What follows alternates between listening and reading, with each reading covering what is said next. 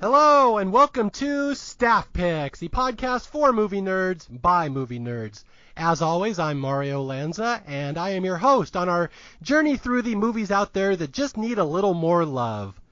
Today's movie is one that it's kind of an odd choice for this podcast because I personally think this movie gets a lot of love. It seems like it's one of these that's universally beloved. But at the same time, I kind of have free reign on this show to talk about pretty much any movie I want. And I can just say, hey, there's always more people in the world that need to appreciate Galaxy Quest. So yeah, that's our movie today, the 1999 comedy Galaxy Quest.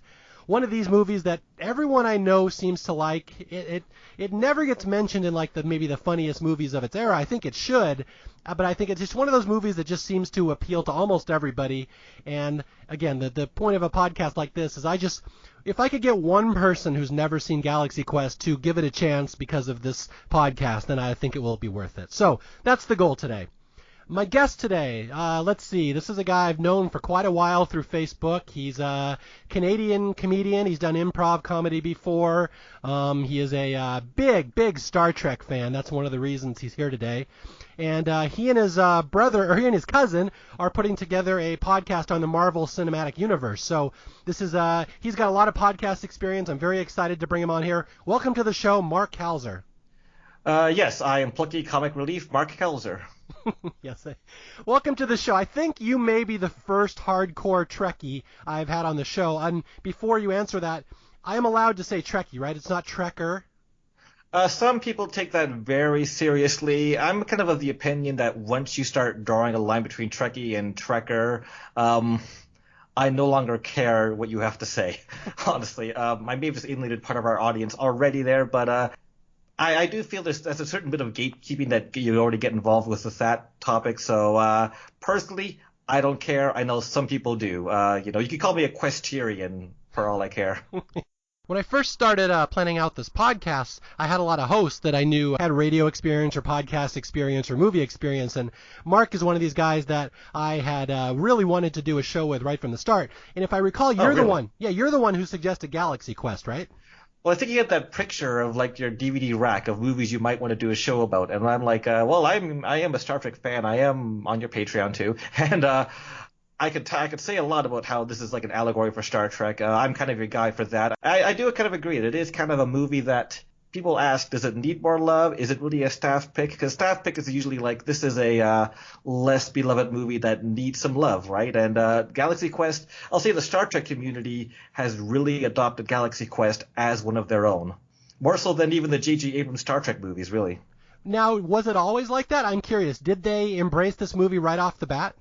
I'm not too close to the community in general because sometimes I find they're a little too toxic, but I'd say it was a bit of a slow burn, but there was a poll at a Star Trek convention a couple of years ago where they were asked to rank the Star Trek movies, and I gotta say, J.J. Abrams' Star Trek Into Darkness finished dead last. Number one was Galaxy Quest. Number one? That's impressive because it's not even like a canonical Star Trek movie. Yeah, I got to look this up, but I am pretty sure that's what happened. Is that you hear me typing here? Galaxy Quest ranked number one Star Trek film. Like the Abrams movies, they have a lot of broad appeal, but Star Trek fans, again, there's a lot of variance in that, and that's going to be a lot of variance anytime you start having a franchise with multiple titles under it. But at large, Into Darkness was not beloved, and let me see. Galaxy Quest finished 7th. Okay, so it was 7th. It was above Generations, above Motion Picture, which is unsurprising. Above Into Darkness, and obviously Wrath of Khan, without even looking, that was number one. Wait, so it finished 7th, not 1st. So you've already lost some of your street cred here, Mark. I'm sorry. I was not at the convention. I'm sorry. Okay, well, I'm not sure that I mentioned this to you before the podcast, but I wanted to bring this up before we get into the movie. Why I think this will be an interesting discussion is because I am not a Star Trek fan at all whatsoever. So this may be a little awkward, but I will say I love Galaxy Quest, and that's the thing. I'm not sure you really need to like Star Trek to appreciate Galaxy Quest so much as you need to know all the little tropes and all the little conventions and all the little cliches, because I've seen Star Trek movies. And I will just give a little back history here that when I was a kid, my mom and dad would take me to movies, and I was 5 years old in 1979 when the Star Trek movie came out, and that was my introduction to Star Trek. As just imagine a 5-year-old trying to sit through that boring piece of shit movie. I love the motion picture, but I'm not going to be the one to say you're wrong to hate it. It's a movie that it's hard science fiction is what it is. Yeah, and again, I'm 5 years old. My previous experience with theater is Pete's Dragon, so I'm not quite ready for this hardcore science fiction. So anyway, that was the first movie I ever fell asleep in, and I remember seeing Wrath of Khan a couple years later, and I thought that was boring too. So I kind of, again, I may have been too young for it, but I just checked out on Star Trek really early in my life, and to the point that I've never really gotten into it or given it a chance since then. So this is going to be a fun discussion because we are completely polar opposites on this topic. Yeah, I was raised not on the movies, on the Next Generation. I'm born in 84, and so the Next Generation comes on the air in 1987, and I kind of just grew up alongside it. And I think maybe a TV show, if you're going to become a diehard Trek fan, it's really about the TV shows. The movies are great in their own way, but they're a little more broad. But yeah, I'm also of the opinion that I like that this movie, Galaxy Quest, does not rely on you being a Star Trek fan. I think that's just it's very important, for it to be able to appease those audiences. Yeah, and that's kind of what I was getting into earlier when I asked if the Star Trek community embraced this movie right off the bat, because I can imagine some of them must have bristled when this first came out, thinking it's making fun of them. No, I'll say there's a lot of people out there who love to make fun of Star Trek fans. I've seen talk radio in Toronto just openly shit on Star Trek fans, saying, "Oh, there's a convention downtown. I wonder if they're going to get a girlfriend." And this is like mainstream talk radio that my brother's listening to, and I'm just like, why is this the thing? Why is it that you're allowed to talk about sports stats to death, but I'm not allowed to talk about Star Trek or Lieutenant Worf? Why does this matter to you? Why do you need to look down upon this? And there's a lot of things out there in pop culture, not so much movies as much now that nerds have kind of taken over the movies, but outside of that realm, it's still, you can sort of tell when someone's making fun of you. Galaxy Quest is kind of a thing that it's light, poking fun at fans, poking fun at Star Trek, but we can kind of tell that it's done out of love. And I think that's very important, because I think part of the reason that Into Darkness is so despised by Trek fans is because J.J. Abrams, he was a Star Wars fan and he wanted to make a Star Wars movie, but he couldn't make a Star Wars movie at the time. And so being given the Star Trek job, he kind of made Star Trek by way of Star Wars. And the fans can kind of tell that this is not someone who loves Star Trek, or maybe somebody you've seen in Wrath of Khan. So he was like an intruder stepping into your world. Right, and that's so totally okay. I think it's okay to have non-fans direct parts of a property. It's just that certain people, they get involved and they would like binge watch the TV series, and then they would start to see what the appeal is. And something like the Marvel movies, what you see with that is that they're making these movies for fans of Marvel comics, and in turn build new fans who, even if they don't read the Marvel comics, they start to get the appeal of why these stories are so captivating, and in turn they become fans. Whereas Abrams' Star Trek, it's kind of like, well, you're making Star Wars, you're making it full of violence and action, and in the end, you're not gaining any new fans. Certainly not fans who are going to be buying DVDs and going to conventions. You're just sort of placing, right? Mm-hmm. They're 3-star movies, but nobody loves the Abrams movies the way they love the Marvel movies, and that's a real problem I think Paramount's been having with these movies of late. Yeah, getting back to Galaxy Quest, just something you had mentioned earlier I wanted to follow up on was the thing that strikes me about Galaxy Quest in particular is that it's not mean-spirited at all.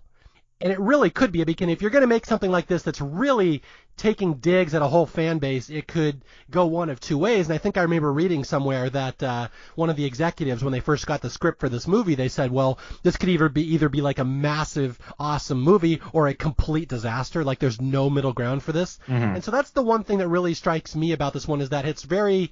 Again, it makes fun of Star Trek, but it's so gentle, and it's just not mean-spirited at all. So that's one of the things that I think really has stood out about this movie over the years, why it was a hit at the time and why it continues to be a hit and why it continues to gain fans, and because it's just such a loving homage to Star Trek, I would say. Yeah, this is the thing you sort of taught in theater. It's that to never hate the character you're playing, even if you're playing a complete asshole. try to take it the approach of you yourself love this character, or the person you're playing loves himself. And I kind of feel like that's what this movie's doing, is that it's making fun of Star Trek, but it still loves Trek in every way. And there's certain things I can just point to as we go through the movie that sort of exist as a love letter to what we're doing. I certainly think Star Trek's probably easier to make fun of than Star Wars, certainly. There's a certain rigidity to Star Trek, and Star Wars is always making fun of itself anyway, so... And I should point out, I'm a big fan of Saturday Night Live. They've made fun of Star Trek constantly over the years. They don't do many Star Wars parodies, but even going back to the original cast, I'm assuming you've seen some of the Star Trek sketches, like with John Belushi as Captain Kirk. Yeah, I've seen one where the ship starts shaking back and forth, and they don't bother to tilt the camera, right? They just have the actors do the thing where they lean left and they lean right? Yeah, it's that one, and it's like the network is coming to shut down the show, and none of the actors want to give it up, so it's the last days of the Star Trek Enterprise. And then they did a Star Trek parody in the 80s with William Shatner, which I'm sure this is one that Star Trek fans maybe not like as much, where Shatner tells all the fans to get a life and go home, basically. Yeah, that's to me, that's the wrong way to do this. This movie, it makes fun of fans, but in the end, it's kind of giving you permission to be in love with this. Oh, okay. Well, let me follow that up with another question. William Shatner historically maybe doesn't do so well with the fans. What is, from your experience, what's William Shatner's reputation among the Star Trek fans these days? Well, I attended a Q&A about 2 years ago where it was William Shatner and Patrick Stewart, and the fans there were quite pleased to see him. Shatner's in a bit of a weird spot because I think some of the older fans were a little upset at him during that period in time.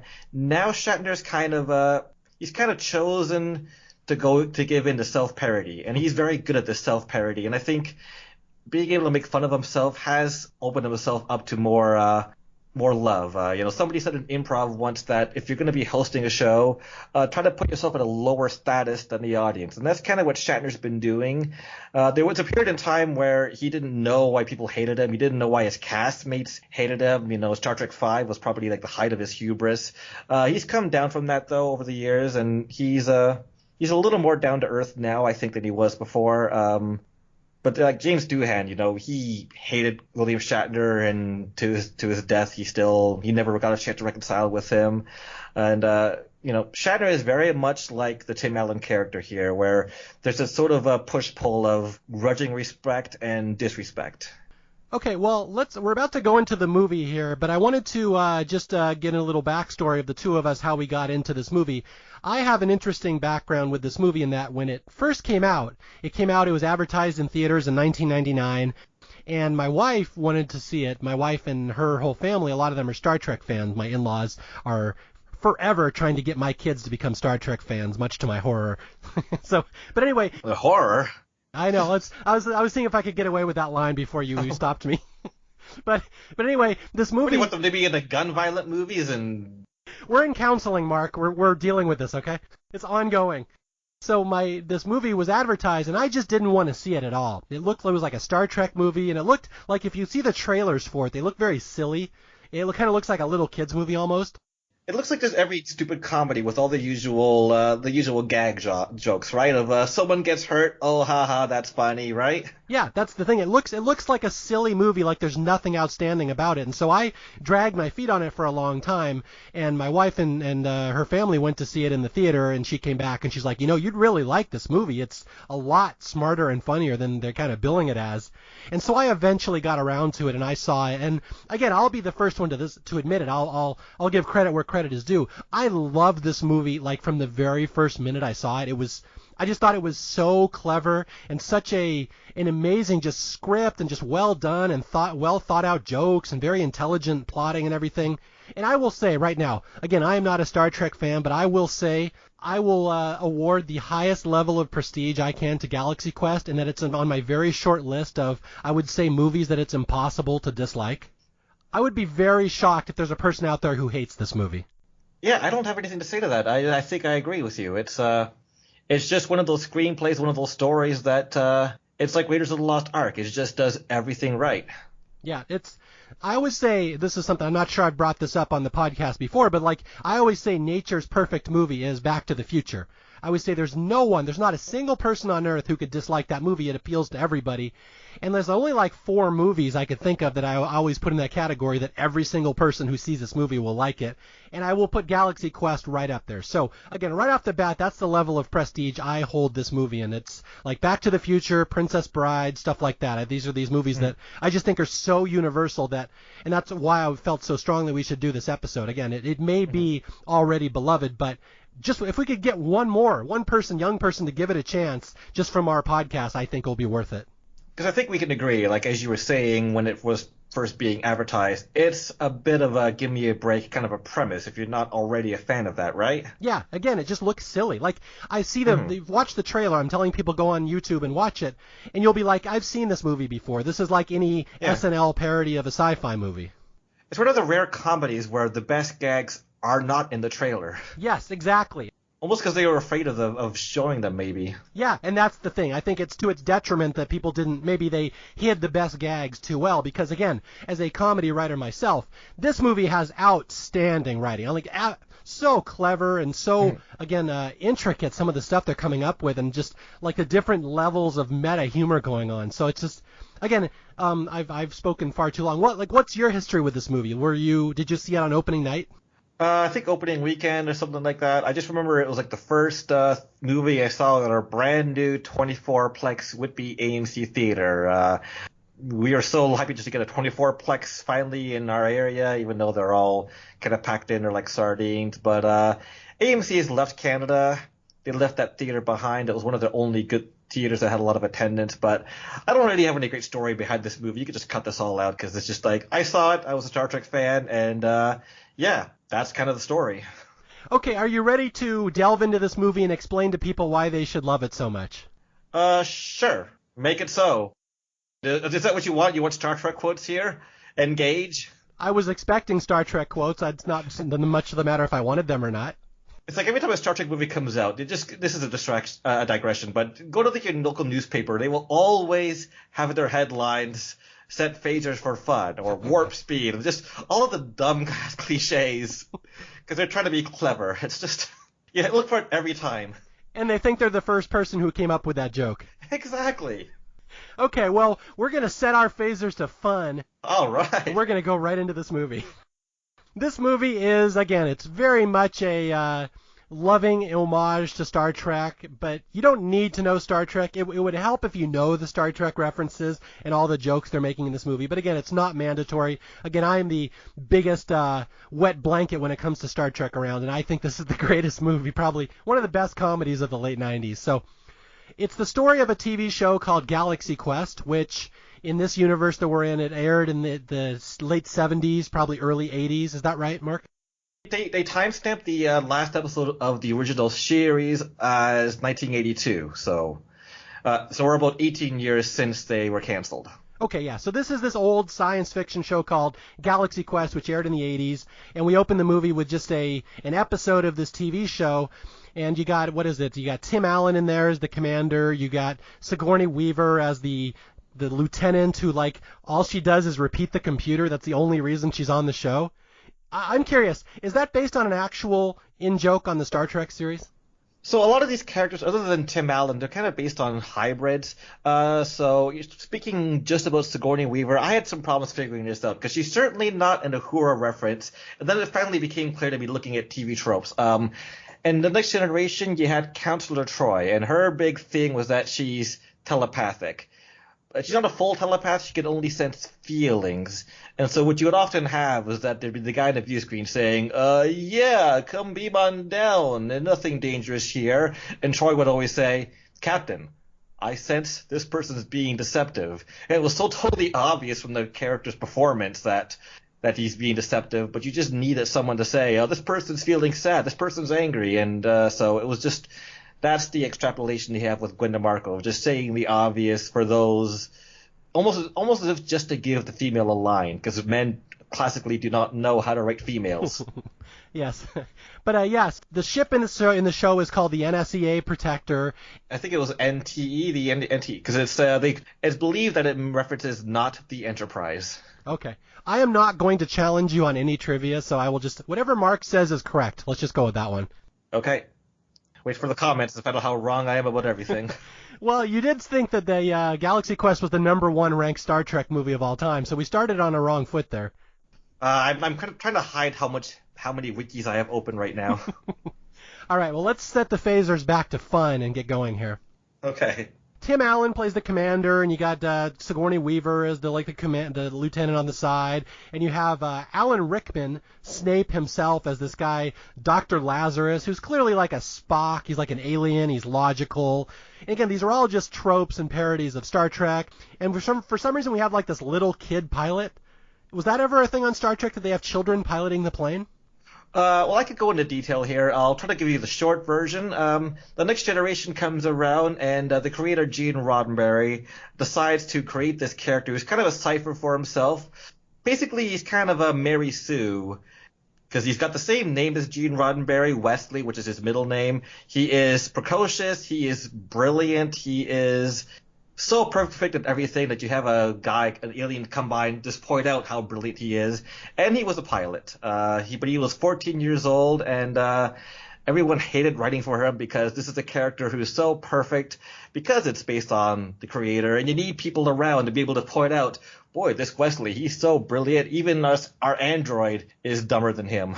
So that is based in reality. There's a kind of a precedent for this child pilot here. Oh yeah, and it's Will Wheaton, who was famous for Stand By Me, and I gotta say, the character Wesley Crusher is not great. Will Wheaton, though, boy, is he a good sport about this whole thing now, like years later. He's like an ambassador for the Star Trek fans. He's a really great guy. He's a great guy to follow on Twitter and all that. He definitely came out a lot better than Jake Lloyd has. Yes. Okay, so this is the crew of the NSEA Protector, and again, it's... Sorry, NTE. Oh, I'm sorry. God damn it, now I'm in a fight with a Trekkie. It's okay. I think they do say NSE on screen a couple of times, which may just be, like one of the running jokes we have on the movie here is that the actors of the show don't know anything about the show they're actually on all the time. I don't want to get into a fight with a Star Trek fan, but I do have to say, it's been proven that Captain Kirk was better than Picard, right? I mean, that's pretty much been established. No. Strike this. We don't want to get into this. It's... I'm just trolling. I apologize. Okay, so again, this is the TV show Galaxy Quest, and it ended in 1982, and we flash forward to the future as where we are in this movie, and now it's 1999, and we're at a convention. It's like a Galaxy Quest convention, and you're meant to believe that these conventions have been going on all the time, probably every year. All these people meet, and they dress up as their favorite character. And Mark, I almost shudder to ask this: how many conventions have you been to? I wish I could say I've been to more. I know you had somebody on your Facebook who was trying to say I've been on several convention floors, and I've been to Fan Expo, which is Canada's version of Comic-Con, and I have been to a Q&A event that had the entire Next Generation crew there, and it was a total blast there. They sung Happy Birthday, not for me, but I like to pretend it was for me because my birthday was the day after. So I have been to Q&As hosted by the cast of Next Generation and William Shatner, as I mentioned before.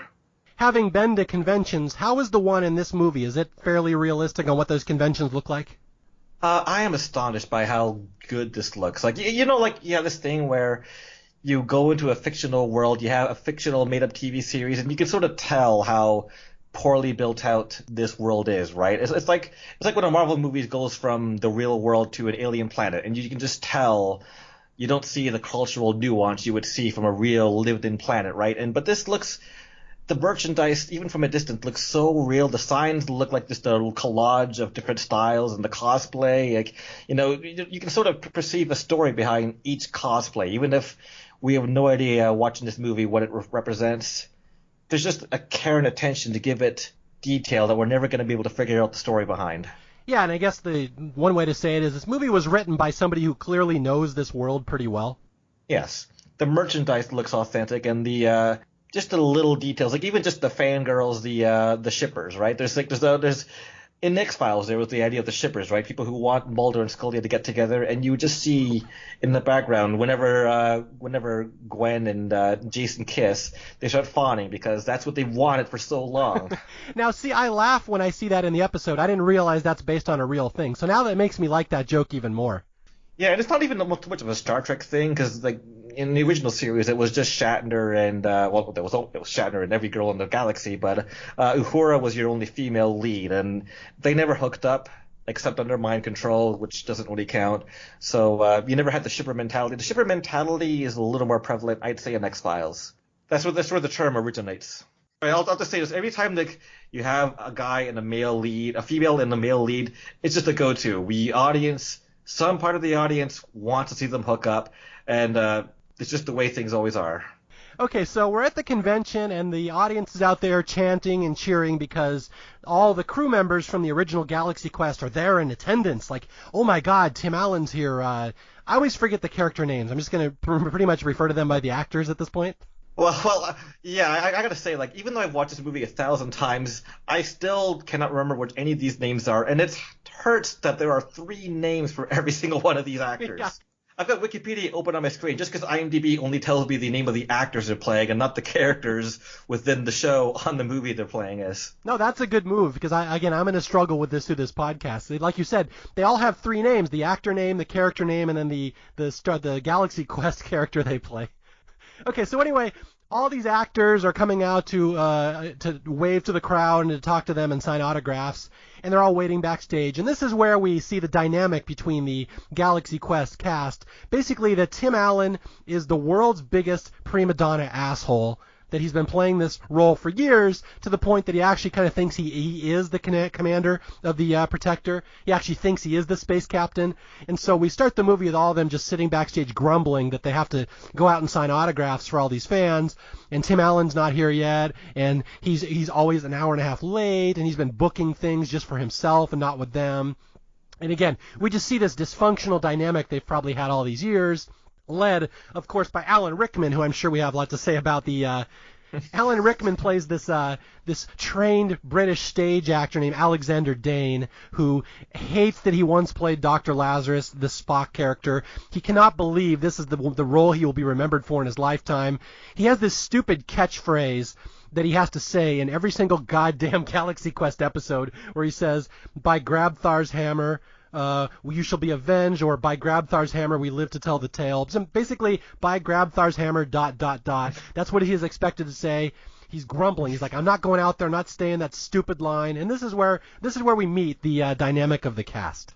Yeah, there's definitely a sense that these people are jaded. Other than Tim Allen, I'm doing it. Tim Allen. Tim Allen, he's the leader of the cast, and it sort of feels like Tim Allen has the biggest hole that he's filling with this show, right? I mean, you get a sense a little later on that he feels he's a bit of a fraud, and he sort of washes away that self-doubt by jumping into this part still years later, right? And he uses the Galaxy Quest phenomenon sort of to hide, and this is where he's accepted. This is where people fawn over him, and he doesn't get that. It's almost as if because he's not a hero in any kind of real life situation, he relies on this to give his life meaning. Well, yeah, this is all he's ever had. Exactly. The only thing he's good at. And again, there's probably some parallels there to Shatner if you wanted to go for him.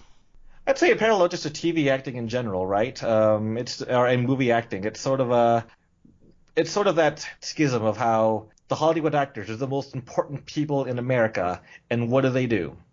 They just entertain. And so what does that mean? Yeah, it really comes down to what is your essence? Are you the character, or are you the person who plays the character? Who are you? Exactly. Have you ever actually done anything of importance? And Alan Rickman, he's kind of playing a bit of a hybrid between Leonard Nimoy and Patrick Stewart. The Shakespearean angle is very Patrick Stewart, and even William Shatner. He did a lot of Shakespeare Company in Canada, actually, but not a lot of people talk about that. Patrick Stewart, he never was ashamed of being in Star Trek, but Leonard Nimoy famously went through that transition where he published a book saying, "I am not Spock." Fans revolted.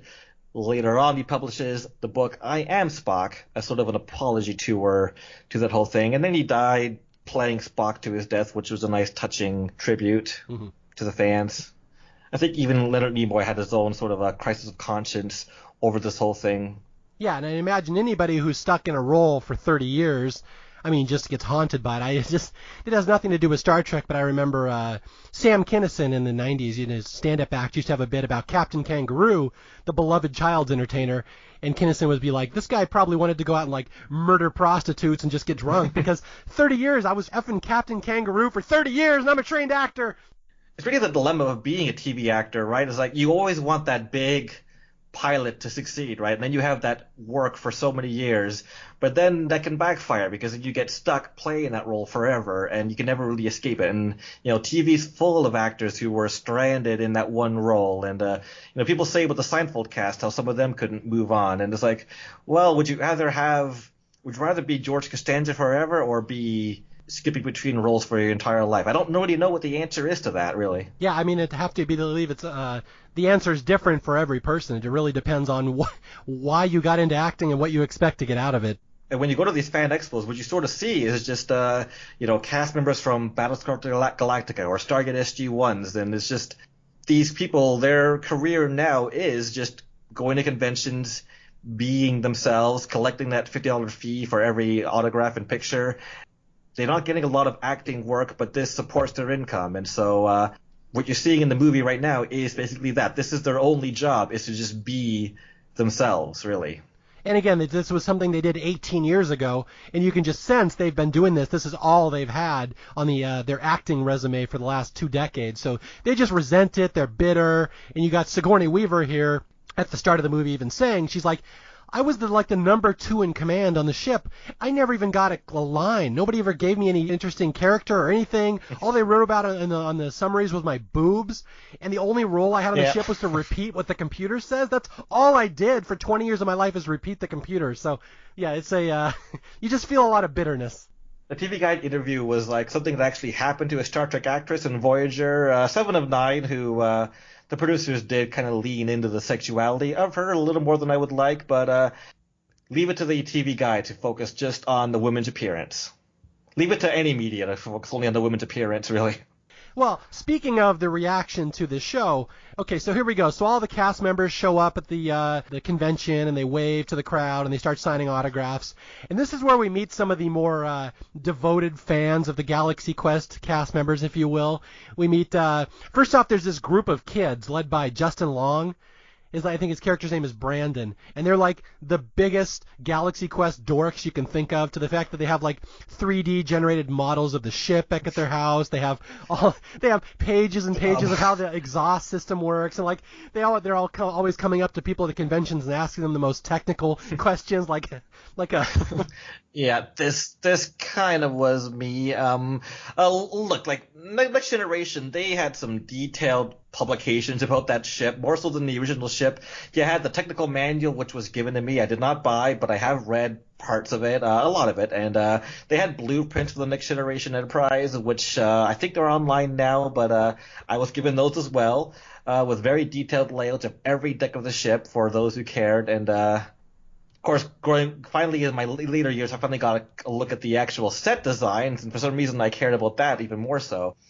It's just fans really care a lot about the behind-the-scenes detail, almost more so than the writers. And remember, this is an era before wikis. I think nowadays wikis are probably even used by modern TV writers now to keep track of their own mythology. But back then, the fans knew more about the mythology than even the writers did. And sort of this whole idea of the Thermians building a ship is based on the idea that enough people take this seriously that if you wanted blueprints, you could find them.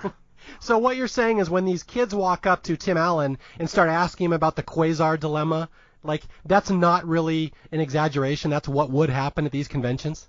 Oh yeah, and the dirty secret of Star Trek writing is that there's this term called technobabble. That's basically the writer saying engineers going to say some made-up word that we're going to invent, and then we're going to make up a solution to this problem we just invented. And that's kind of what the quasar dilemma is, which is a made-up problem with a made-up solution, and we're trying to figure out, well, wait, if they said this in this moment, how can this be true? Like, fans will take every word a character says literally to the point of just confusing themselves because it being made up. There is no cohesion behind it. There's no logic behind it. But regardless, fans will just try to make the connections regardless. Yeah.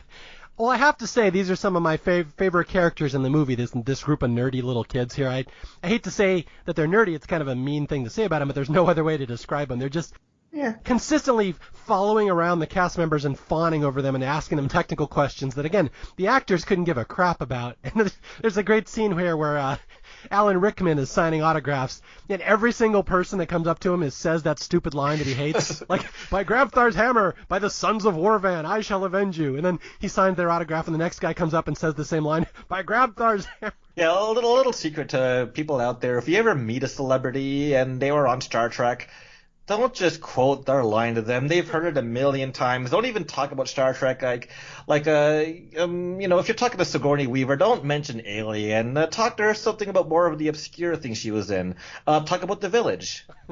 You need a show about that one. That's she actually wants to talk about The Village because nobody asks her about The Village. I guarantee you this. I was going to ask her about the complex biology of the alien in the second movie, so I should not do that. Nope, don't do that. Okay, just making sure. Because she's heard it all and she doesn't care.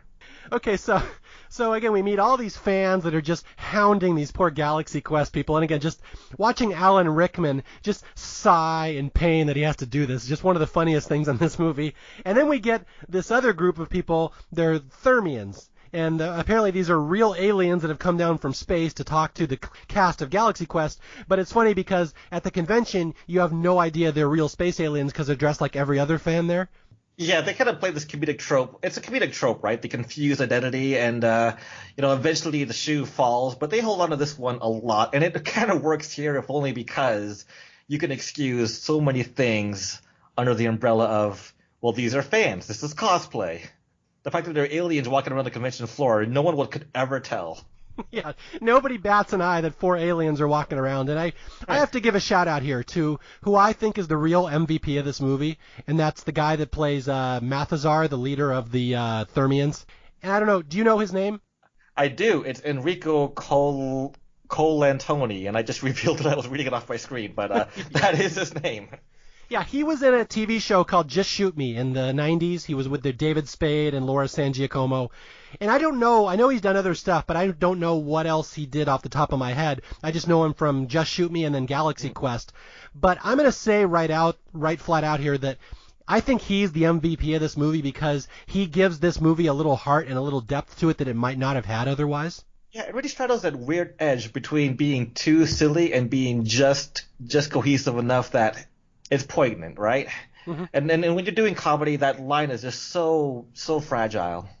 Yeah, and again, this movie could just go straight parody, but you have this guy, his name is Mathazar, he's the leader of the Thermians. They've come down from space to basically ask the help of the Galaxy Quest, and I'm going to fast forward a little bit, I'm going to skip through a little bit of this movie, that basically what happens is they're this race out in space, and they have been threatened by this evil intergalactic warlord named Ceres, and they need some help. They don't know how to deal with him, they're just simple, childlike people, these poor Thermians, and as luck would have it, they've somehow seen this Galaxy Quest TV show. It's been beamed through space. They somehow picked it up, and they're so naive and just like childlike, they don't get that it's a TV show. They think this is something real, like real people going through real adventures.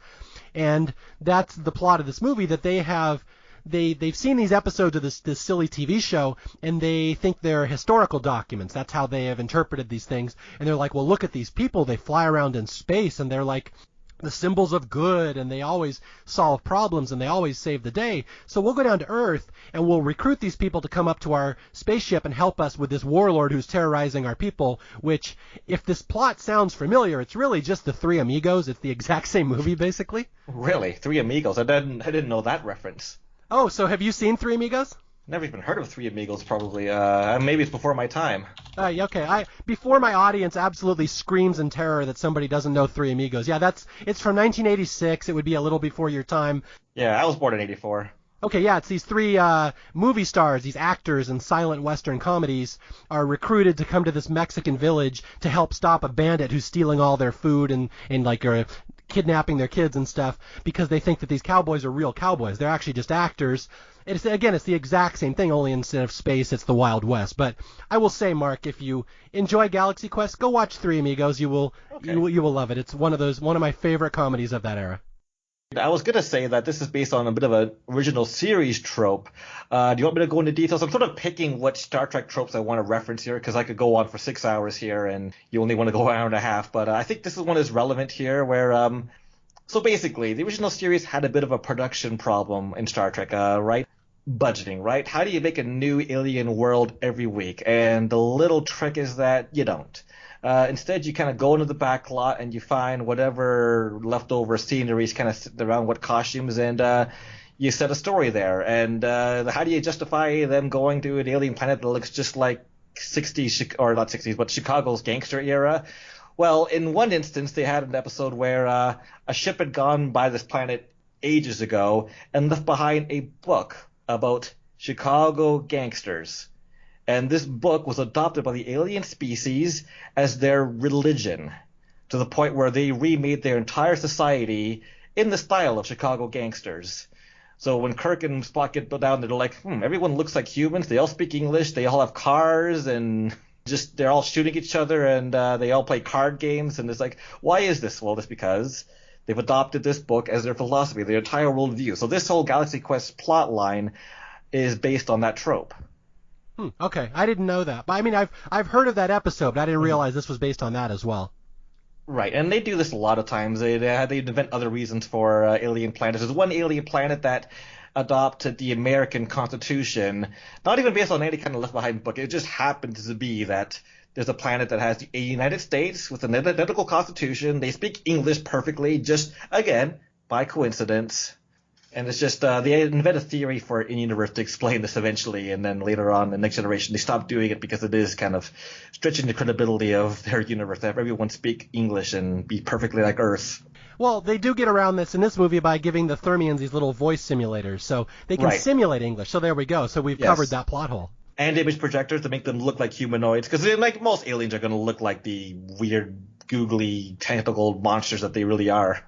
Okay, so let's jump forward here into the movies here. So they have come down, these Thermians, and they have a very distinct way of talking, and I don't know if I could possibly do Mathazar credit here doing his voice, but he's like, "We need you, you are our only hope." He's got a very distinct way of talking, and so... Yeah, it's basically not knowing which words in English you're supposed to emphasize. Yeah. But he's just very adorable and just very earnest, that he just wants this guy Jason Taggart, that's his name, right? Jason Nesbitt is the name of the actor Tim Allen is portraying. All right, let's set the phasers back to fun here. All right, so here we go. So Jason Nesbitt has been called up to their spaceship, and he's apparently there to negotiate some peace treaty with some horrible warlord. And Nesbitt's kind of hungover. He doesn't really realize he's up in space. He thinks he's like at some fan convention, like some fans have built a little tribute set, which you probably realize he's probably done hundreds of times before. Oh, yeah. So he's been through this. Oh, yeah, and fans love to do mock-ups. There's a mock-up of the original Enterprise set somewhere in upstate New York. Fans do this a lot, and if they can get one of the lead actors, even better, just do like a little promos thing. And I gotta say, Jason Nesbitt's kind of slacking here, showing up without a fake uniform, which we know he's got. He's got props, and he's just sort of showing a Coca-Cola product to your fans is kind of lazy. Yeah, he's just hungover and he's not really paying attention. He's really not even putting in any effort because he's kind of depressed because of all the. I think at the convention he had heard some fans in the bathroom he overheard them saying that he was like a loser and they were all laughing at him. Oh yeah, I do want to dive on those fans because those fans, they piss me off and they exist everywhere, right? Like the internet fan or not even fan, or just the person who exists out there to say the meanest, most negative thing about a TV show or movie they can think of, because that gives them power, right? And, the actors, they kind of survive by insulating themselves from this negativity because they kind of have to, right? And on occasion, they do get exposed to it, like what happens with Nesbitt in the bathroom. He should have his own bathroom, but beside the point, hearing what fans really think of them, it hurts them. And I kind of imagine that was a part of the hubris of Shatner, which was isolating himself from not just fans, but from his fellow cast members for so long that when he heard what they really think of him, it did sting. Yeah, and we see that in this movie too, and that's one of the reasons that Jason here isn't giving his full effort to this Thermian negotiation, because he doesn't care. He's like, well, he had a bad night, he's hungover. So basically, he gets up into space and he's faced with this guy Saris, and Saris is like, I'm going to kill you, and since Jason isn't really putting in any effort, he basically decides, well, we'll just shoot some lasers at this guy. That's what we always do, right? Yeah, not the best negotiation tactic. But again, he thinks this is all just fake. So he's like, well, the Protector, we have lasers, so fire the blue cannons, fire the red cannons. Yeah, just fire them all in this guy's face. Go for it. And the Thermians are like, that's not a good idea. But Thermians do it, though. And next time you see Saris, he has an eye patch, which he doesn't in this scene. Yes. Again, to their credit, whatever Commander Jason Nesbitt says, they're going to do it. So he says fire, they fire at the biggest warlord in the galaxy, and Jason's like, all right, well, that was good. I'm going home now. And they're like, well, you just fired on the greatest warlord in the galaxy. He may have survived. And Jason's like, oh, no, I fired both barrels. He's done. And then he's looking for the exit of the set, which he knows is somewhere. Yes. That's a little detail I love. So he's beamed down back to Earth, and he doesn't realize that this was an actual spaceship until this beaming process, which basically is some variant of, they cover him in goo and he goes shooting through like a black hole. Oh, and one thing I should point out, which not a lot of people know anymore because they don't do it anymore, but when I saw this in theaters, aspect ratios, right? The movie opens on the Academy ratio, the TV ratio basically, and then for the first act really, you got the mats on the sides, right? The two black mats left and right. It's a 185 movie until this exact moment, and then it opens up to the full 235 frame, which is just a nice little effect the filmmakers did. They didn't do it on the DVD, maybe because that would be window boxing the image, I guess. Oh, yeah, I've only seen it on DVD, so I didn't notice that. That's cool. It hasn't been preserved anywhere else other than the theatrical print, so... Okay, so Captain Nesbitt goes down to Earth, and he realizes, he's like, oh my god, I was just on an actual spaceship. I just negotiated peace and shot lasers at some guy. That's awesome. So he runs to this convention where all his fellow actors are like, it's like the opening of an electronics store, where, again, this is what their life has turned into 18 years later. They're just at like a Best Buy, cutting a ribbon as it's being opened, and Sir Alexander Dane has to do his stupid line where he's... By Grabthar's hammer, what a savings. By Grabthar's hammer, what a savings. And then one of the other guys has to say, we've never seen space age values like these. At? There's one guy whose job is to say at. Have you ever been into play where you had like one word and you put so much emphasis into that one word because you know it's your only chance to speak this entire show? That's when you get at. I've never noticed that, and I'm going to look for that now. It's there, yes. We didn't even mention this guy, Tony Shalhoub as Fred Kwan. He's Tech Sergeant Shen, harder to place as a parody for any Star Trek actor, but he's brilliant in this movie. Yeah, Tony Shalhoub is one of these guys I've been a big fan of for years. But about 10 years before this movie, he was in a Bill Murray movie called Quick Change, which I would be shocked if you knew about. But he steals that movie. And it's one of these things, how do you possibly steal a movie from Bill Murray? But he does. There's scenes where Tony Shalhoub upstages Bill Murray. And so I always remember that. And then he shows up here in Galaxy Quest. He did the show Monk. But yeah, I've been a big Tony Shalhoub fan for years. Just a gift of minimal effort to create amazing results. So I admire that so much, especially when you have someone like Tim Allen who is deliberately aping the William Shatner overacting style. So you can contrast that and make even more of an impression because of that. Yeah, no, he has some great lines. Shalhoub is going to steal some scenes here. Okay, let's go to the movie here. So we got Jason comes down back to Earth and he tells all his cast members, he's like, I was just up in space. And they're like, yeah, whatever. And he's like, no, I want you guys to come with me. It was awesome. It was the most realistic, the Galaxy Quest thing I've ever been a part of. And then all of a sudden the Thermians show up and they have some news. They're like, well, Saris survived your blast, so you need to come back. And so Jason's like, well, I want everybody. Let's get the whole crew to go up there and they can see this. This is the coolest thing ever. And so this is how we get everybody recruited to come up to the ship to fly up into space on this actual working model of the Protector. To the point, they don't want to go. They only really go because they're convinced this is a job for money. Yeah, exactly. Well, they're mostly upset that Jason's going to get paid and they won't. So it's like a spite gig they're going to take. Yes. And also just should be pointed out here is that in the margins of this is Sam Rockwell playing Guy Fleegman, who wasn't a principal on the show. He was a literal red shirt. He was on one episode, killed before the cold open ended, and his career stagnated even more so. He's just emceeing events. He's just hanging around, but he wants people to pay attention to him, very much so. Yeah, I will say that's my favorite running joke in this movie. Like Mark said, that all the crew of the Galaxy Quest gets sent up to space to be in an actual space simulation, but they have this other guy who's been hanging out at conventions because he was in one episode, and he just wants to be a part of the cast even though he's never been in there, and so he somehow talks them into beaming him up too. So it's the crew of the NSA Protector plus Guy have been brought up to space. I love the name Guy, and I looked it up just before we started recording. This is based on an actual extra or a stand-in from Next Generation, apparently, whose name was also Guy. Look it up. He's real. I did not know this until today. Yeah, I actually read that too this morning. But again, there's lots of clever in-jokes in this, and you don't have to even get them. But it's kind of like when I talked about Not Another Teen Movie. You don't need to know every reference in the movie, but the more you watch it and the more teen movies you'll get more of the references in the movie. So it's the same in this. Like you don't have to get all the references, but the more you learn later, you'll find amusing. I kind of thought until then that Guy was kind of a bad joke name. Well, yeah, see, the joke works that way too. That's why it's genius. Exactly. I have more respect now, even more. Yeah. So the crew of the Protector has all been beamed up into space, and they're trying to figure out, like, where the hell are we? Like, what's going on here?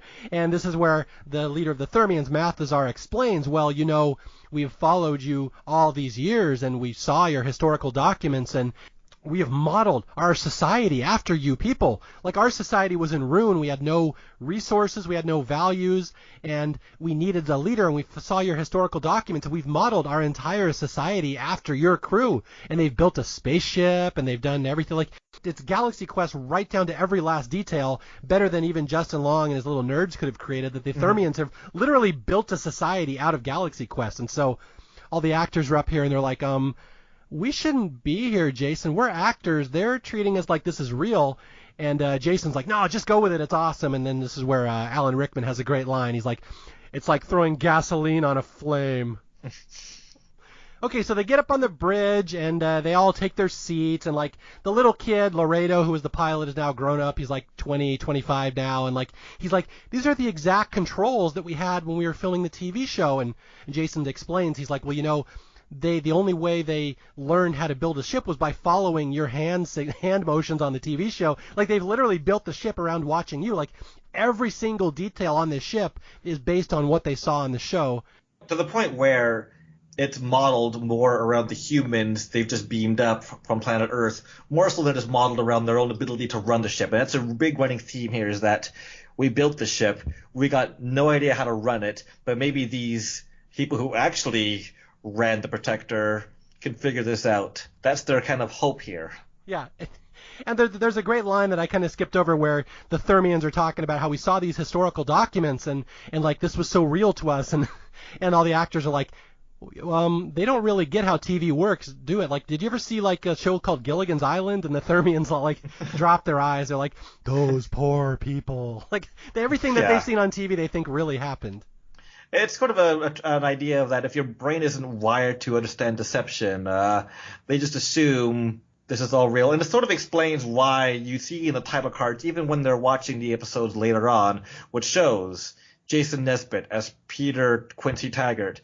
Even though it's got that credit clearly ascribing another name to this guy, they don't make the connection that it's fiction, right? They're just not wired to perceive things that way. Yeah, and childlike, that's the only word I can really use to describe them. They're just like children. They do not grasp the concept that you could pretend to be something else, which is kind of interesting when you think about it for a second, because that's really all that, acting is lying. And like, obviously we have the brains to accept that, but if someone who does not grasp that concept doesn't really understand that, like, it's a whole weird concept. Like, why would you lie? And so that's the whole premise of this movie, lying. We are introduced to make-believe at a very young age in our lives. And so it's part of our culture, right? It's part of our childhoods. We're taught Disney movies, things like that. The Thermians never had that. And maybe their brains just aren't designed for it. Yeah, and again, this will come into play later. I'll get to that when we get to it. So basically, all the crew is up there, and Guy is like, first he's excited, but now he's like, wait a minute, I shouldn't be here. I'm gonna die. Like the crewman number 6, the guy who doesn't have a name, they always die. I shouldn't be here, and so he starts panicking.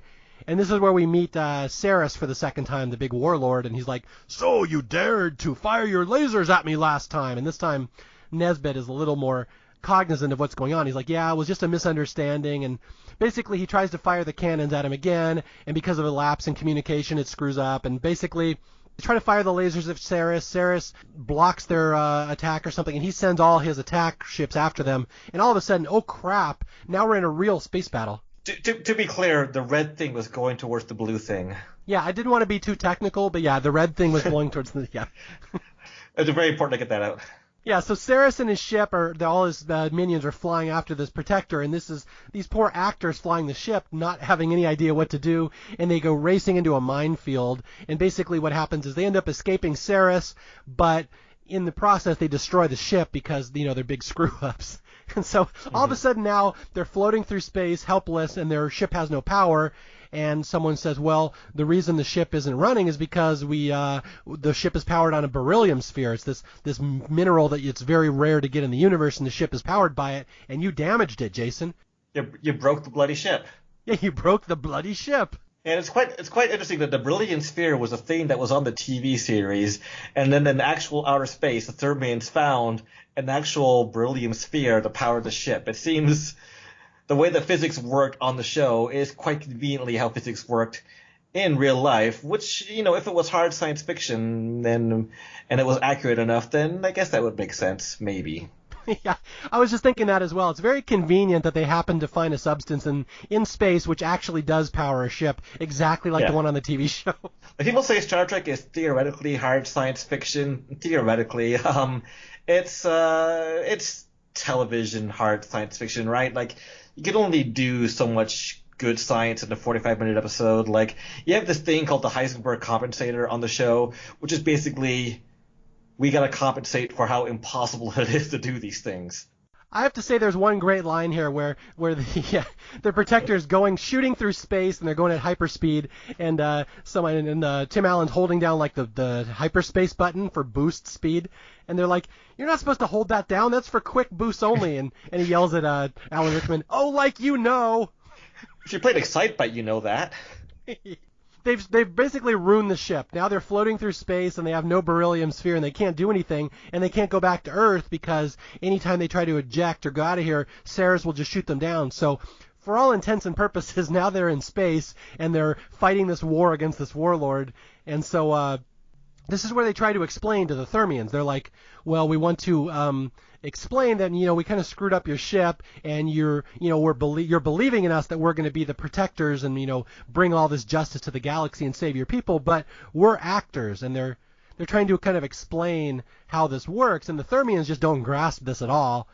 And there's a great line where they're trying to explain, there's like deception and lies, like this, so people pretend to be like others, and the leader of the Thermians, Mathazar, is like, well, Saris does that. We learned that, very well when he would lie to us and then kill us and torture our people.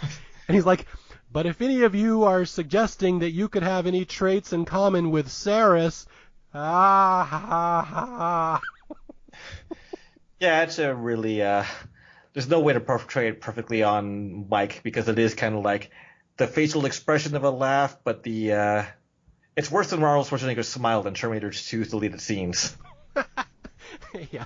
Well, again, I will just say this is where Enrico Colantoni, where I think he really becomes the MVP of this movie, because, like, you feel the pain in his eyes when he realizes that maybe these people are lying to him. Like, he's just starting to grasp that maybe these people might not be the perfect little angels or, like, heroes that he's seen on his screen. So, again, it's all, I just point that out, it's all because of him selling this and why you care about the Thermians.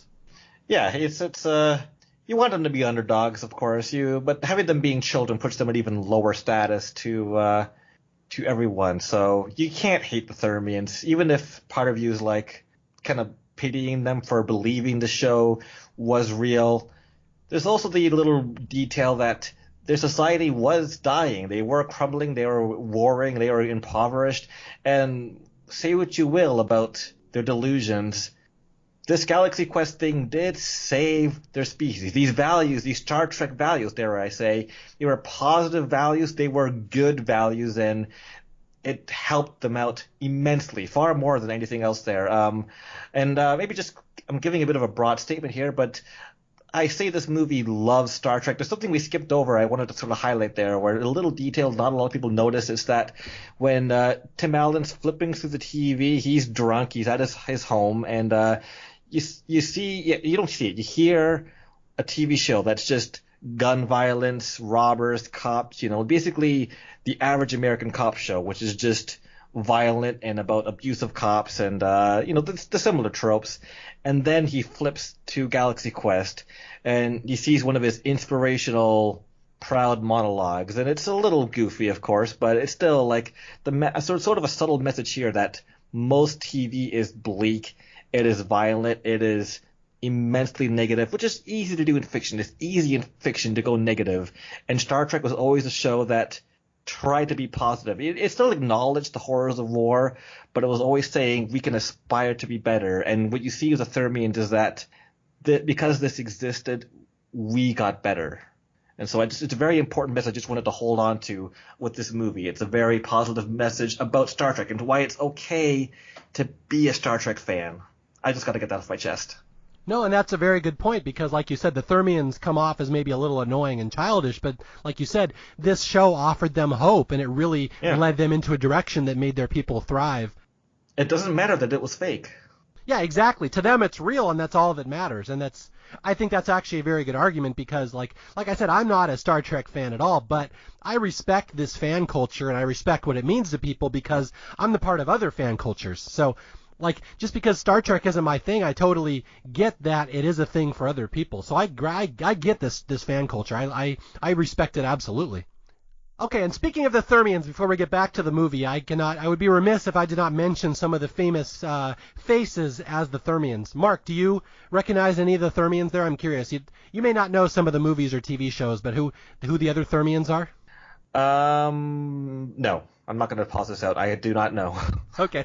Yeah, Missy Pyle, she's the female Thermian, the one who ends up with Tech Sergeant Chen. She's a very famous comedian. She's in a bunch of stuff. You have Rainn Wilson in there, who is Dwight from The Office. He's one of the Thermians. Oh, right. Okay. Yeah, this was one of his first appearances in a movie. And then you have Dian Bakar, I think that's how it's pronounced, the little guy. He's Squeak Scolari in the movie Basketball, which I also did on Staff Picks. So just anybody who likes seeing comedians in other roles, there's some famous Thermians walking around in the back there.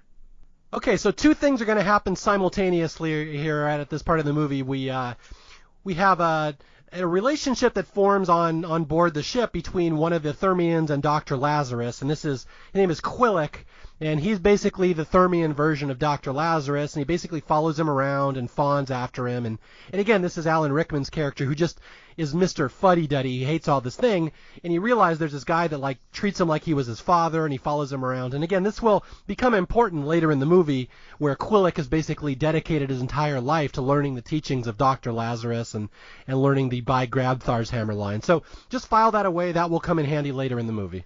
Foreshadowing. Yes, okay, and so here we go. From here on out, this movie is about one funny, exciting, entertaining set piece after another, and we're going to try to race through them. I'm going to try to do justice to them, but here we go. So it turns out, as luck would have it, there's another beryllium sphere on a planet nearby here that can save the ship. And so Jason's like, I know, how about we go get that? And so they're like, oh, yeah, he's a genius. Yeah, you're seeing with Tech Sergeant just the technobabble idea of just how so many Star Trek solutions are. If we just change the polarity, it would induce the phase inducers, and okay, make it so. Yeah, let's do that. That sounds fun. So yeah, they have to go down to this planet to retrieve this beryllium sphere, and this is probably the most famous scene in this movie, where all the crew of the Protector flies down to this planet, and they bring Guy with them because Guy wants to go. And as they're going down to the ship, this is where Guy starts having a conniption fit because he's like, wait a minute, I'm the red shirt here. I don't even have a name. I don't have a last name. I'm going to die. And they're like, no, you'll be fine. He's like, I don't have a last name. Yeah, the guy's, he's taken this meta game really seriously to heart, right? He he actually believes he's on the TV show, and he's also very clearly the only guy, other than maybe Jason Nesbitt, he's the only guy who's watched the show regularly. And so he's the one calling out, do you guys even watch the show? Like, these creatures are going to turn bad. Of course they will. They always do. And that's the thing, like, again, I don't watch Star Trek. I don't know it all that well, but even I know that there's a crewman that always dies. Like when Nimoy and Shatner would go down to a planet, and all of a sudden there's Extra 1 and Extra 2 in a different colored shirt. Those guys are dead. Even I know that. So That's the trope here. This is very well known in Star Trek that the extra person is going to die. But I think he's sort of helping his own case for the living by saying so many lines, because most red shirts don't say shit all. Yeah. So they go down to this planet, and again, most people, I'm sure, have seen the scene, but I'll just try to describe it. And they see it's like an abandoned mining site, and they see these beryllium spheres just sitting out in the open, as they do sometimes, apparently.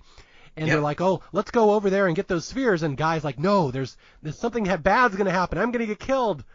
And it turns out there's these little creatures, these little blue, they look like babies almost walking around. And all the crew is like, oh, how cute. And like you said, Mark, and Guy's like, no, haven't you guys watched the show? They're going to turn mean. They have teeth. Watch out for them. And then, of course, they do show their evil teeth, and they start killing one of their own. And there's a little line here my cousin loves. I gotta call it out, where Sigourney Weaver say, "We gotta get away before one of those things kills Guy." Yeah. So like even Shane's buying into this TV show nonsense. Yeah, and that's the line. I circled that as well in my notes. We have to get out before somebody kills Guy. Like they're just buying into it. They don't know they know they all have body armor. They just think Guy is in danger. And then as they're going over to get the beryllium sphere, you got Tim Allen rolling, doing these little tuck rolls. Just for no reason. Is that something that William Shatner would do? Yes, he do the punch where he puts both fists together and knock them in the back there. He'd always have an opportunity to rip a shirt. That would always happen as well. Usually on a desert planet. There's always a desert planet because they're always shooting near Vasquez Falls. Until now, where they're now shooting in the Toronto area forest, which is very jarring. Yeah. Tim Allen's, again, rolling, and the other people are like, does that help? Does rolling actually make a difference? And yes, it helps. Jason's like, yeah, it helps. I just love how he deadpans that line. Because Jason Nesbitt, he is so into this character now, right? More so than anyone else here, other than Guy, maybe. So again, the little babies, they sprout teeth and they come after them, and everybody runs and escapes except Jason, who he has to like sacrifice himself because he's the hero. And so the little babies end up kidnapping him, and he gets stuck down on the planet. And meanwhile, Rickman's like screaming at him like, "It's always about you. You have to be the hero." Yeah, it's like in Star Trek mythology, Captain Kirk's kind of an outlier in that he always has to do everything himself, right? And he always leads every away mission. He's always in the most danger out of everyone in the crew. And later captains will sort of point out, no, you're not supposed to be doing that at all. Yeah, so again, all this is based on actual Star Trek, tropes and stuff. And so poor Jason, the commander, wakes up on the planet, and he's like in some arena, and he's in a fight with like this little pig monster. Oh, I'm curious, actually. I want to go a little bit further ahead here. I want to ask you a question. Do you know where in Star Trek the rock monster comes from? I just know there's that famous rock. I don't know about the rock monster. I know there's that big place where they film stuff. Yeah, it is not Vasquez Rocks, which you see now in all fiction shot in L.A. a lot of the times. But the rock was a idea in the William Shatner directed Star Trek V, where Kirk would be running from that god that isn't God, and then he'd be being chased down by this multiple rock monsters. Then they later decided to make it one rock monster, and then there are things that are rather obvious of it being a 1989 movie with no budget. They had to cut the whole rock monster fight entirely because it just became unfeasible. Oh. Right? So this movie is them finally getting to do the rock monster bit.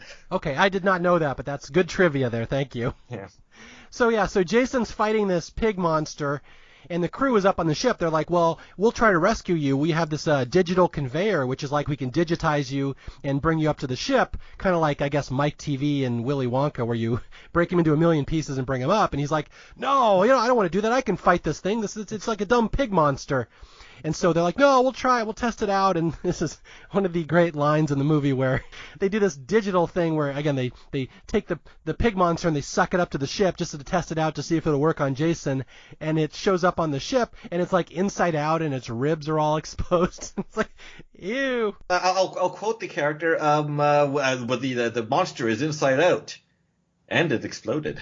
Yeah, the timing on that joke, because this monster explodes, and it all of a sudden there's meat and gore all over the room, and the one guy's like, and it exploded. Because of course he doesn't understand deception still. He doesn't understand that you want to sort of you want to parse out the information delicately, right? Yes. So Jason hears this. He's like, what? It exploded? And they're like, hold, please. But she doesn't hit hold because she still doesn't know where the hold button is. Yeah, so Jason's trapped down there and he's fighting this in this arena, and all of a sudden all the little monsters start chanting this, what is the word? Gorignac or something like that? Yes, which is a translation for rock. Yeah, they're chanting rock, rock.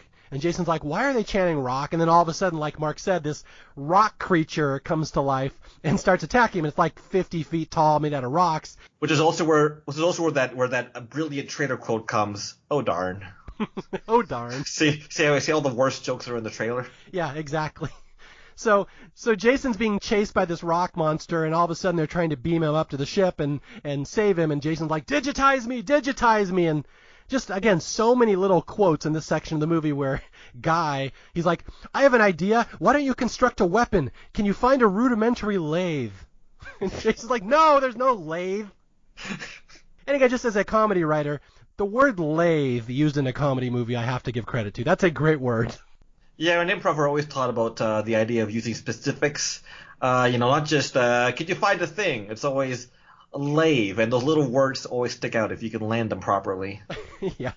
So again, they digitize Jason. He somehow just barely escapes the rock monster. He comes up and everything's saved, and they have the beryllium sphere. So they're all ready to go home, and you think the movie's going to be over. But no, here we go to Act 3, where it turns out that Ceres, the evil villain, is on the ship, and he's kidnapped them all. And he's basically torturing poor Mathazar, and he's sucking all the air out of the ship, so all the Thermians will die. And he's like, look what you fools have done. You've come up here and you've meddled, and you've ended up killing all the Thermians. Nice job. And this is where we get actually a really sad scene. There's actually, I would say, two sad scenes in this movie that kind of come out of nowhere and kind of hit you emotionally. And one of them's right here where Ceres tells Jason Nesbitt, why don't you explain to Mathazar what an actor is and what kind of damage you've done? Why don't you explain to him that you're a liar just like I am? And this is kind of a heartfelt scene. Yeah, I'm as part of my other podcast, we do the Marvel movies act by act, and so you kind of have, not always in the Marvel movies, but you have a point in a lot of screenplays that's the all hope is lost moment. And that's kind of what this is. We're all going to die, and usually also if it's a screwball comedy, right? Like maybe a romantic comedy where there's deception, this is that point where the deception has to eventually come to blows, right? Or be revealed for what it is. Before then, in this romantic comedy, before they come back together again anyways. But here it's just that trope of the truth must come out. I'll save this question for later then. There's a question about this I'll ask you later. Yeah, let's race through this so we can get to the end here and get to the discussion. Yes, but they explain to Mathazar that it's a TV show, right? That it's all fake. And Nesbitt has a little sort of moment of self-reflection, right? Where he's it's all fake, just like me. And you sort of see him reflect on the emptiness of his life. Yeah, and you just see it in Mathazar's eyes as well, that his entire worldview has been destroyed, that this person, basically his Superman, his idol, the god they have revered for years, is a fraud and has been lying and is exactly like Ceres. So it's just a very sad scene, and like you said, all hope is lost, and Ceres just laughs, ho ho ho, like, I'm going to kill all the Thermians, they'll all be dead, I'm blowing up the ship, and they set a timer that in 8 minutes the ship is going to explode. And just the meanness of, I'm going to kill you anyways, but before you do, I'm going to ruin your entire worldview. Yeah, that's just a dick move. Yeah. I do not care for this Ceres character. He gets what he deserves, Yeah. Which is death, I guess. Okay, so anyway, the looks like all hope is lost, and the crew is now screwed. The ship's going to blow up in 8 minutes, and it turns out the only way to stop the ship from blowing up, they have to run down into the thermal detonator, the reactor core inside their ship, and they have to stop it. And they're like, we don't know where this is. We have no idea how this ship works. And as luck would have it, they happen to have a way to communicate with these nerdy kids back home we saw at the start of the movie, the ones that have like a 3D model of the entire ship and know everything that's ever happened. So they call this... Justin Long's crew, you could say. Yeah, Justin Long's crew, and they call him up, and this is just a fantastic scene, and this is the kind of stuff they didn't show in the trailer, where Jason calls down to this little Galaxy Quest nerd back on Earth, and he's like, you know how we saw you at the convention, and I told you that nothing on Galaxy Quest is real, and I was cross with you.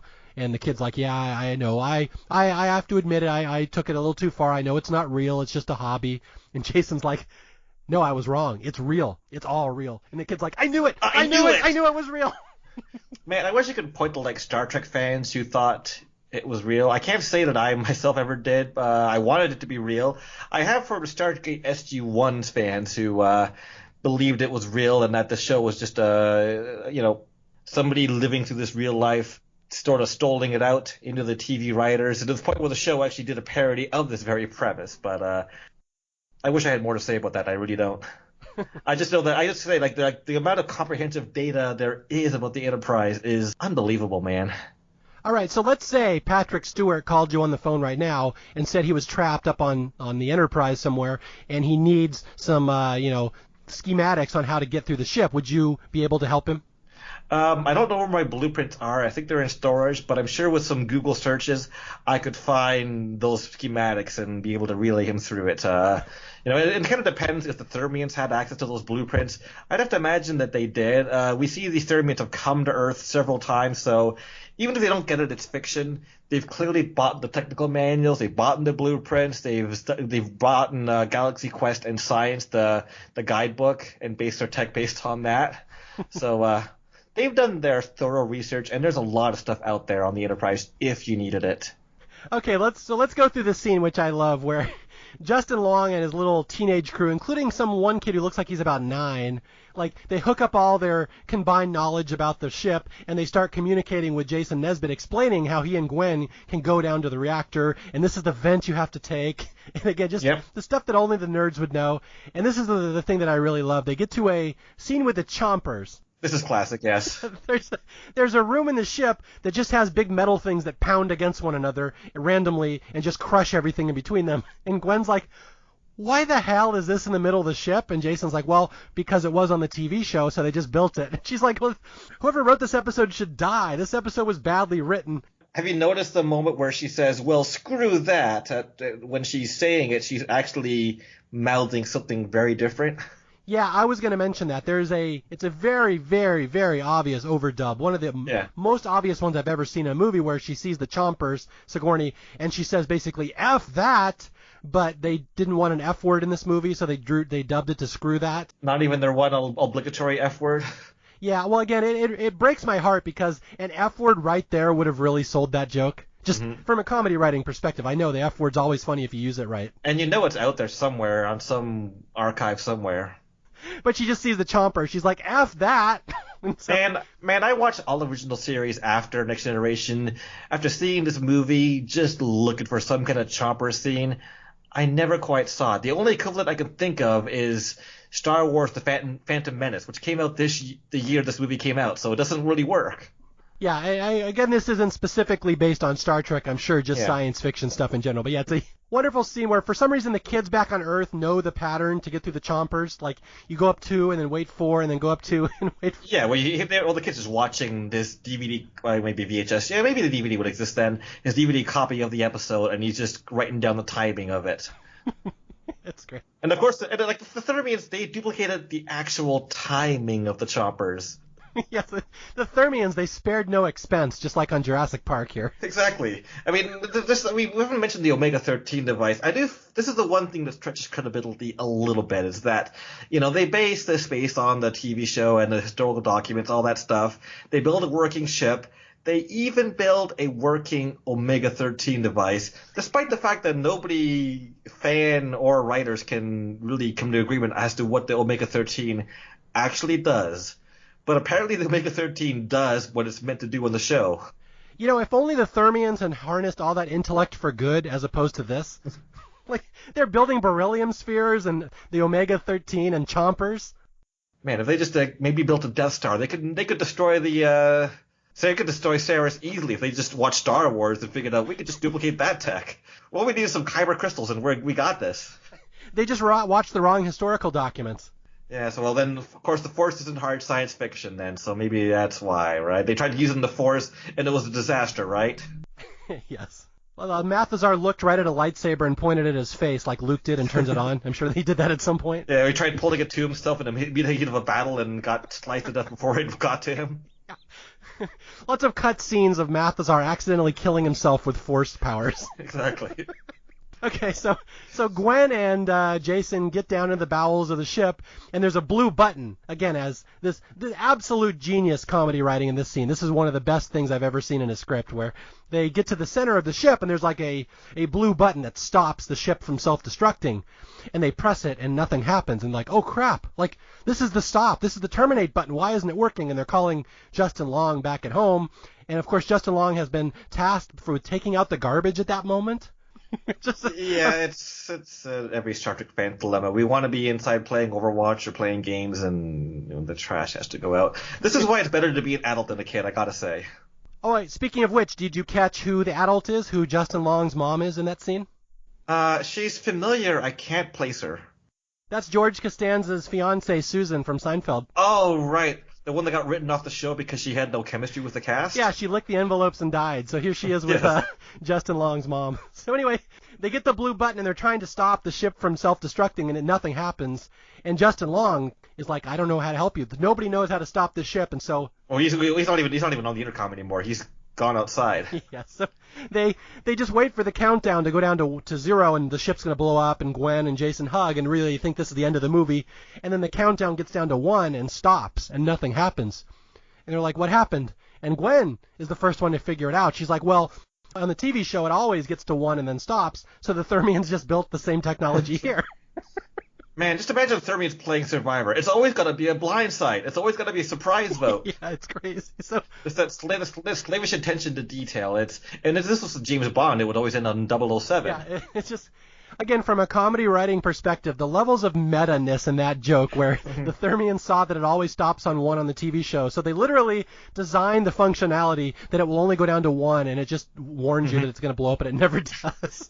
Yeah, like even Gwen knows that. Gwen doesn't watch Galaxy Quest, obviously, but she's seen enough other TV and movies to know that they always stop at 1. They even if the countdown doesn't mathematically make sense. Like Independence Day has like a 30-second countdown that takes 2 minutes, but it doesn't stop at 1 that time. But It's just, again, that is the scene right there that won me over for this movie. When I was watching it, I'm like, this is a genius movie. Like, I can never say anything bad about this movie because it has that joke in it right there, the countdown stopping at 1. So the ship doesn't blow up, and although we do have a sad scene here, and again, like I said, there's 2 especially sad scenes that sneak up on you.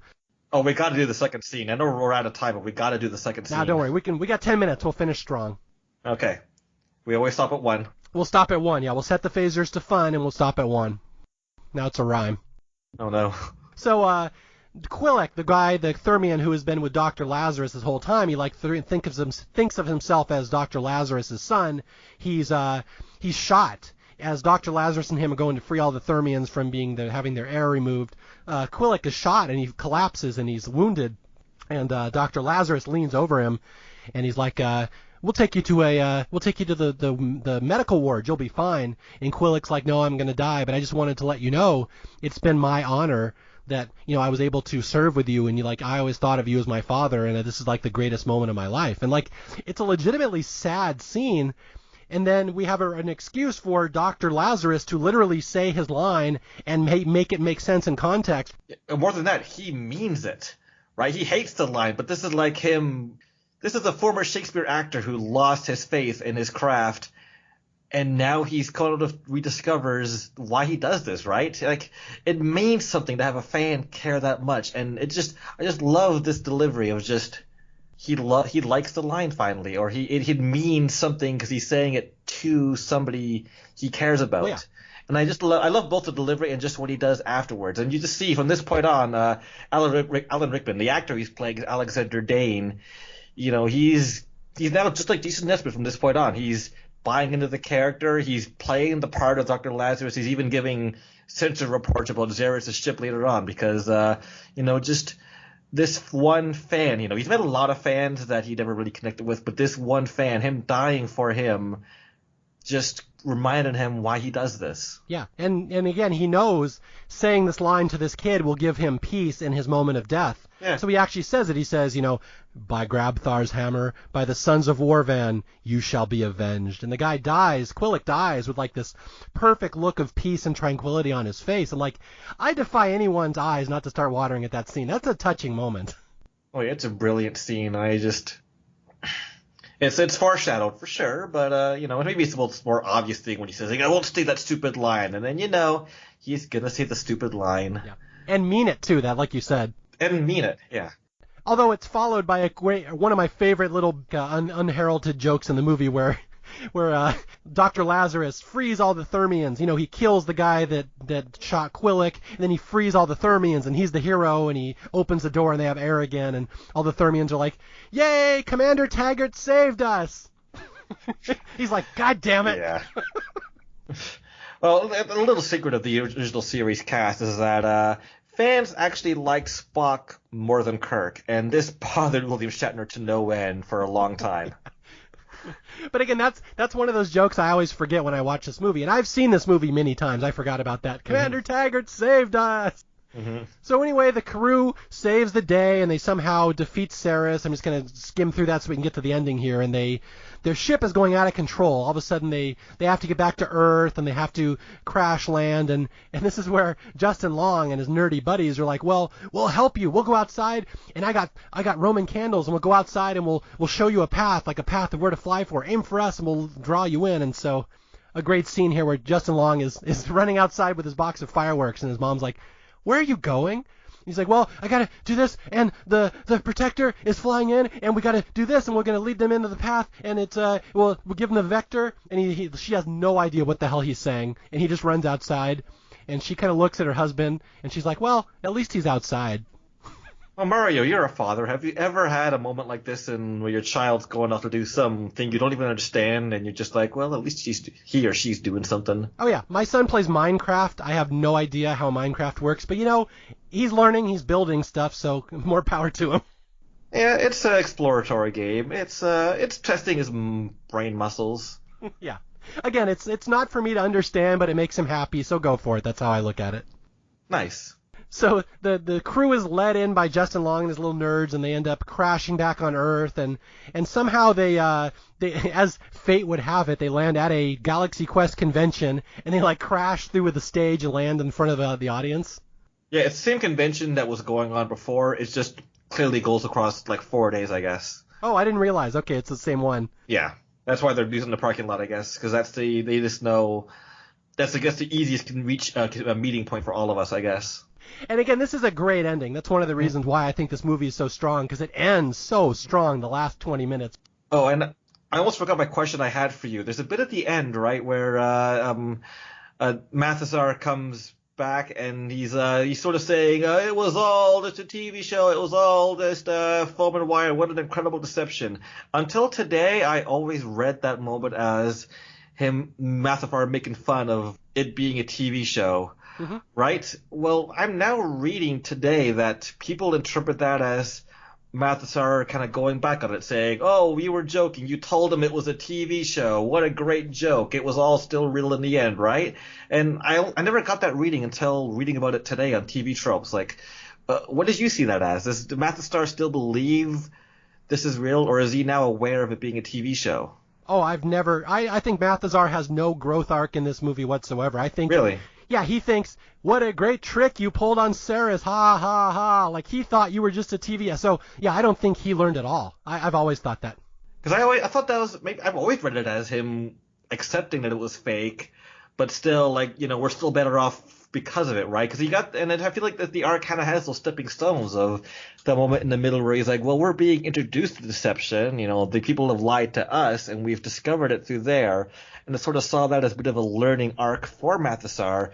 And, here he's learned to accept the fiction for what it is. And yeah, I don't think so. Okay. I apparently am the only one in the universe who believes this, so. Yeah, go back to Ceres' line here. Explain to him as you would a child. Like, Mathesar does not have that mental ability to grasp this level of complexity. Well, children have to grow up eventually, right? They have to develop their faculties. Eventually, but Malthazar may take 50 to 60 years to get there. Well, I'll have to live my own little world where I see this my way then. Okay. It's real. It's real, Mark. I'm letting you know it's real. It's all real. The Galaxy Quest is real? Yes, you knew it. How can Galaxy Quest be real? The Star Trek's not even referenced in this movie, and so many layers to this. I'm now totally breaking my brain around. Okay, so the end of the movie is the Protector lands back at the convention, and this great scene where all the audience is sitting there just watching, and the crew members one by one straggle out onto stage as if it was all planned. And like, hey, here comes Laredo. Here comes Tech Sergeant Chen. I'm sorry, was crashing a spaceship through the convention ceiling part of the plan? I believe the conventioneers probably think it was. What about the guys who run the convention hall? They clearly didn't. I don't want to get into this level of I'm not sure. I didn't write the movie, Mark. Okay, somebody's paying for this, I guess. Yeah, so they all one by one come out, and then Guy comes out, and I love the announcer. Another shipmate! Like, they have no clue who Guy is. And then Alexander Dane comes out, and they're like, he's British! And then Saris shows up for some reason. Saris has one last hurrah at the end. He shows up on stage, and Jason, of course, in front of the whole crowd, does his little tuck roll and takes out a gun and then shoots him, and Saris explodes, and the audience goes crazy, like, yeah! And like, big crowd-pleasing moment. That would have been a fun one to see in the theater. Yeah, nice cheap special effects there of him like popping in the thin air. Yeah, again, it's a fun movie. It's a Thermian slavishly adhering to 80s science special effects technology. Well, I think the Thermians had designed Saris to explode because he explodes on the TV show, so maybe they designed him. Well, they designed the weapon, yeah. So anyway, that's the end of the movie, and everyone's happy, and the show gets relaunched thanks to Netflix. It does. It gets relaunched. The Netflix, the season 4, like Arrested Development, where Guy is in the show now. So it's like they're all the same age and they're rebooting the show, and now Guy shows up as, and I wrote this down, he now is, we see Guy Fleegman as Security Chief Rock Ingersoll. Yep. He's got a last name that's very important, and it's just touching to see like the actors, rediscover the reason they do this for the fans, for people they've inspired, like the Thermians, I think touched them in a way, the Thermians made this all work, and that gave them the drive to go back to this, right? And it's a little thing, but it's just really important to me to see Alan Rickman's character back in that makeup. You notice he never take the prosthetic off throughout the entire movie, and there's certain moments where he's sliding it down because he doesn't want the Thermian to see his real hair. He's finally at the end, he's wearing it lovingly, right? Not only is he lovingly embracing his costume, I don't know if you noticed that the whole movie, Gwen DeMarco is upset that all people do is focus on her boobs, but by the end of the movie, her boobs are literally hanging out of her costume, and that's all you can focus on. So That's a little joke that I noticed as well.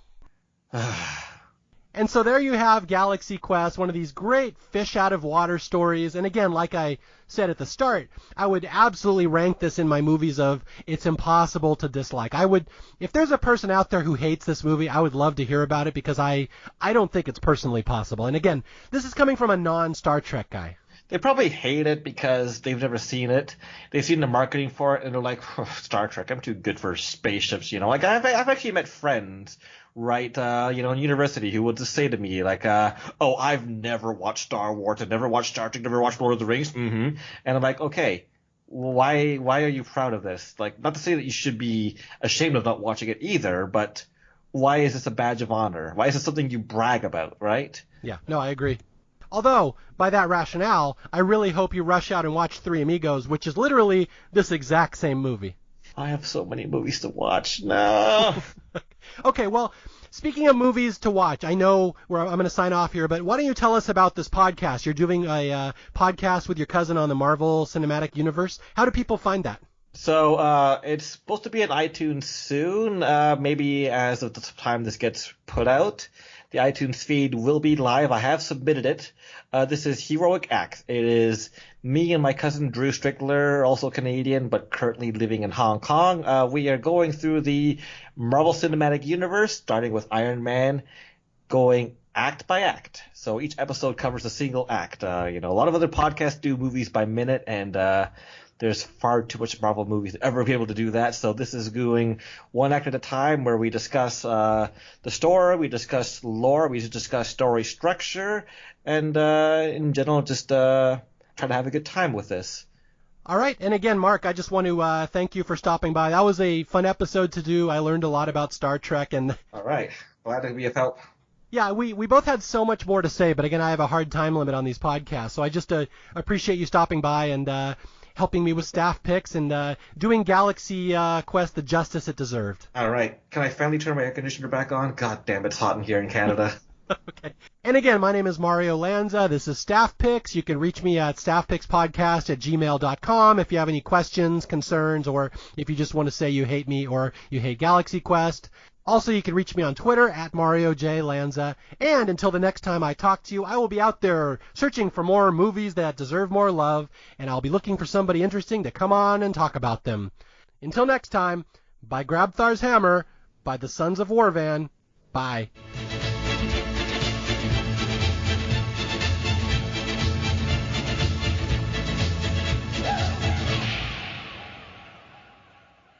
What was that? I heard some squealing or something. Oh, no, everything's fine. But the animal is inside out. I heard that. It turned inside out? And it exploded.